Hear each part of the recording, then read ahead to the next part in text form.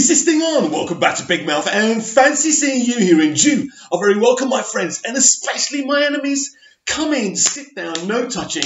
I don't do the touching. Hello and welcome back to Big Mouth, and you can keep this or any other conversation I ignite going on over on my Twitter at Movies TV Mad. That includes Gail Simone, who doesn't really like me very much, but anyway.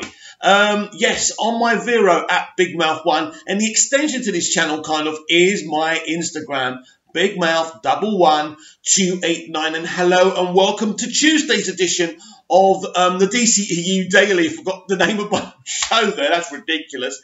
Anyway, today's all about Birds of Prey, which is under 2 weeks away from release. Now, I'm hearing today that actually we will not be able to hear critics or read critics' reviews for Birds of Prey and the Fantabulous Emancipation of One Harley Quinn till 1 day before release.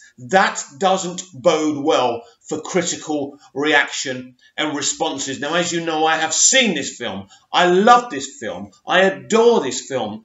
But that does not bode well. That is not good. Now, someone made a point about this, and I said, oh, well, only one film failed in the box office with whatever the critics say about DC films, and that was Justice League. Ironically so, a lot of critics liked Justice League and even called it better than Batman v Superman: Dawn of Justice. So the consumer reacted by not going to see Justice League. So the rest of the DCEU films have done very well. Now, this will be the first Walter Hamada movie not to get a near-perfect response from bloggers, pundits and critics. That will be very, very interesting. So I'm trying to think about this film, and I don't want to give any spoilers away. Why would these reactions only be allowed to be posted 1 day before release? There's one, I've already discussed that, the studio are worried about the reactions having a negative effect on the film's box office. Now, the film's tracking is pretty good, 45 to 65, 55 million. So it looks like a healthy tracking. But I think Justice League's tracking wasn't that bad either. So everyone got the Justice League tracking opening. Nobody thought a Justice League movie, no matter its state, would open that low. But people in the know knew. And the problem is the internet is like a field. It's a big field. Imagine a big field, and you can see far up wide from a helicopter view. That's what the internet is now. We all know more than we should about this industry. When we were kids, we knew nothing about films and what was going on. We just went and saw them. We either liked them or we didn't like them. Now there's this whole ball game 2 years before release, and it's been quite a ball game for Birds of Prey. It started off being a very, very exciting project. I think we were all excited about seeing Harley Quinn, Margot Robbie as Harley Quinn again, and we expected this continuation from the Suicide Squad movie. It was quickly apparent that the studio and the producers, Margot, the writer and the director, wanted to distance themselves from that film. It was very quickly apparent as well that this was going to be a self-contained film. Now, seeing the film, I can tell you this is the most self-contained DCEU film that's ever been made. And this is a DCEU film because Margot Robbie is playing Harley. And she played Harley in the DCEU, the Suicide Squad movie. And she's coming back for Suicide Squad 2 or whatever they're going to call that film, which is really exciting. There is a post-credit scene, by the way. Anyway, we're not going to talk about that. And so I think then Ewan McGregor came out talking about this film being somewhat about toxic masculinity. I think that's when the worms started to turn, and maybe some critics started to get a bit of a bad impression about the film. And I feel that's when it all started. Then Grace Randolph started come in, and she leaked it, and basically what she said is true. They changed certain elements, and I don't want to go into the plot, but the leaks were about this diamond that was stolen, that had a hard drive in it, that Black Mask is after. It's got like this video of him having sex. They were the leaks. I'm not confirming or denying what's in the film, by the way.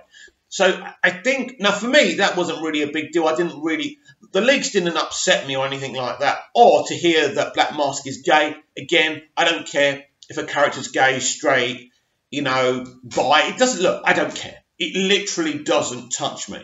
These are not important issues. Now, I know the crazies at Hollywood are obsessed with all this now, and their political ideologies and agendas are destroying movie making and enjoyment of movies and TV shows, but that's up to them. I just go in a film fresh, and I either like it or don't like it. I don't have an agenda.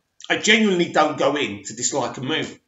I went in to love Justice League, and I tried my best to force myself to like it. When I came out, I was heartbroken. I've had this discussion with you guys and girls before.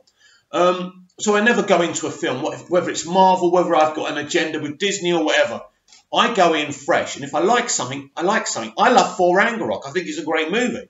It is what it is, but it's a great adventure with Thor and Hulk as well. So it really is a cool movie. So even though I have issues with the MCU and Disney and Feige and all of that, and they've destroyed Star Wars, blah, I still can say when I enjoy one of their movies. So there's no agenda for me. I'm a straight white male. So when people attack straight white males, I get a bit defensive. It happened yesterday on Twitter with Gail Simone, the legendary, iconic DC and Marvel comic book writer. She was talking about people coming in attacking Birds of Prey, attacking the desexualization of Harley Quinn, and she said it's mostly straight white males. And I think it's funny when they say that. It's like we're some kind of evil subspecies, so whatever we say doesn't matter. And I just said, look, Gail, I've seen the film. I agree with you. It's a great movie. I have no issue with the sexualization of Harley, because if you go back to her roots in the Batman animated series, she wasn't sexual. She was like this kid, this crazy, insane kid that just gets herself deeper and deeper.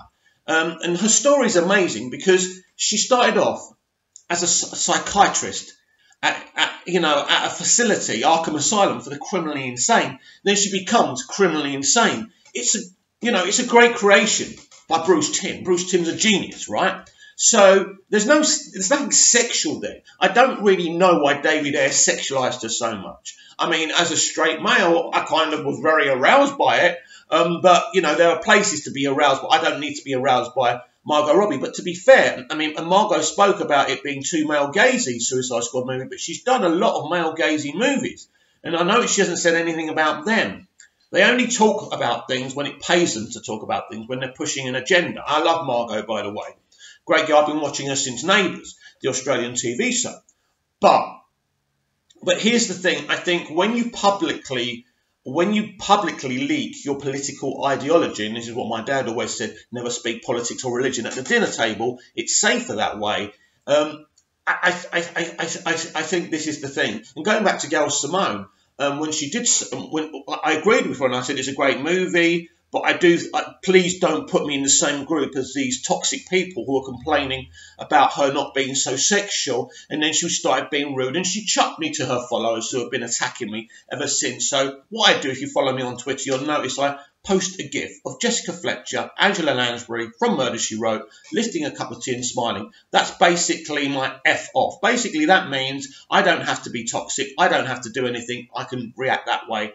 And that's how I've been reacting. But this is what these people do. They feed you to their fans, to basically let my fans deal with you kind of thing. But it's okay. I can handle it. Because as far as I'm concerned, Gail's post was sexist. And whether you're sexist against men, women, whether you're racist against white people or black people of colour, should I say, or, other people, it's all racism. And just because we're straight white males, it doesn't mean you can feed us to the wolves. Right, so that was my point. But already this film has started that toxic conversation. Do you know what I mean? And it is very, very, very problematic. And it's very, very sad. So it's sad that I'm hearing that these reviews won't be out till one day before the release of Birds of Prey. And I'm starting to fear the worst. And that's a shame because I truly enjoyed the film. So we do have a couple of posters from this Zack Snyder Release the Snyder Cut Justice League poster competition to show you today. And I'm going to keep on showing you these because the innovation in it, the passion, the artisticness, I just love it. And so here's the first one I'm going to show you. Again, I don't remember who these are from, but that's pretty awesome, right? Look at that. That is brilliant. Great work there. Some really, really great work from these Release the Snyder Cut fans. It's brilliant. It's great. When I look at it, I see all the Justice League members. You got Steppenwolf at the top. Zack Snyder's JL, The Age of Heroes. It Must Come Again. Brilliant. Well done, whoever did that one. So if you did do this and you're seeing this, I only screenshot it to show my subscribers what you're doing, because I think it's a great thing, and it's the effort that's been put into these posters is wonderful. I don't want to claim them as mine or anything like that. Don't worry. I'm a crap artist. I admit that. So there is another one somewhere. Yes, there's another one. Now this is an interesting one. It's definitely interesting. I can't really... Is that Superman at the top there with Batman at the bottom? Is this kind of the Superman who is woken up by Darkseid, maybe? So that's an interesting one. Zack Snyder's Justice League with the cast and all the credits and all of that. Definitely an interesting one. That's definitely Henry. It looks like Henry Cavill. He looks kind of blue though. And then yes, you can see the other Justice League members at the back there. So it's very... It's a deft touch poster. I like it. Well done, whoever did that one as well. So what do you think, guys? What do you think? Are you worried about Birds of Prey? As I say, I've seen it. I enjoyed it. But please comment down below. I'm a bit saddened to hear this news that we won't hear the critics' responses to a day before release.